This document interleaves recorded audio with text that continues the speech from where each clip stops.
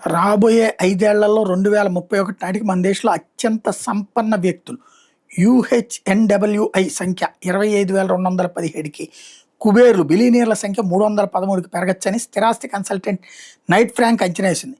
$30 million అంటే దాదాపు 270 కోట్లు అంతకంటే ఎక్కువ నికర ఆస్తి కలిగిన వాళ్ళని యుఎన్హెచ్డబ్ల్యూలుగా, 9,300 కోట్ల కంటే అధిక సంపద కలిగిన వాళ్ళని కుబేర్లుగా బిలియనీర్లుగా పరిగణిస్తారు. ప్రస్తుతం దేశంలో 19,877 మంది ఈ అపర కుబేర్లు ఉన్నారు, 2,007 మంది బిలియనీర్లు ఉన్నారని నైట్ ఫ్రాంక్ నివేదిక చెప్తోంది. భారత్లో బిలియనీర్ల సంఖ్య 2026 ప్రారంభంలో 207 ఉంటే 5 ఏళ్లలో 51% పెరిగి 313కి చేరుతుందని సంస్థ అంచనా వేసింది.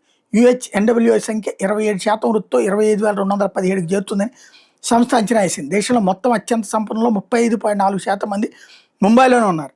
ప్రపంచంలో అత్యధిక సంఖ్యలో యుహెచ్డబ్ల్యూఐల ఉన్న దేశాల్లో భారత్ 6వ స్థానంలో ఉంది. సంపన్న వర్గం పెరగడం దేశ ఆర్థిక వ్యవస్థ విస్తరణకు అద్దం పడుతోంది.